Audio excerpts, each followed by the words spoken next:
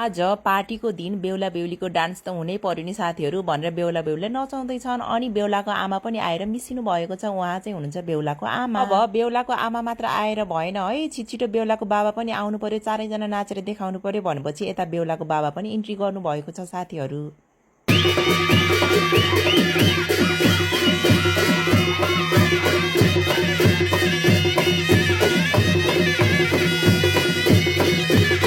यता आराध्या भने रुमबाटै भए पनि मामा माइजूलाई साथ दिँदै थिइन् डान्स गरेर साथीहरू। डान्स गरेर थाकेपछि अब पालो खानाको। आराध्या चाहिँ एकदमै भोकाएकी थिइन् र खाना चाहिँ आराध्याको फेभरेट थियो साथीहरू। आराध्या चाहिँ एकदम खुसी भएकी थिइन्। यता खाना खाएर भ्याउन नपाउँदै फेरि आराध्याले खाएकी छिन् साथीहरू चिसो बरफ। यो चाहिँ आराध्याको फेभरेट बरफ हो साथीहरू। भाइको बिहेमा धेरै नै रमाइलो भयो साथीहरू, सोचे भन्दा पनि एकदमै धेरै रमाइलो भयो। त्यसपछि भाइसँग बिदाबारी भएर हामी निस्क्यौं जगतपुरतिर। यो चैत वैशाखको घामले चाहिँ साह्रै पोलिरहेको थियो साथीहरू। आराध्या भने गर्मी भयो भनेर फ्रुटी किन्न गएँ, तर फ्रुटी भने जमेको परेछ साथीहरू। अनि यता आराध्याले स्ट्रोहरू फालेर मजाले बरफ चुसे जस्तो चुसिरहेकी थिइन् फ्रुटीलाई।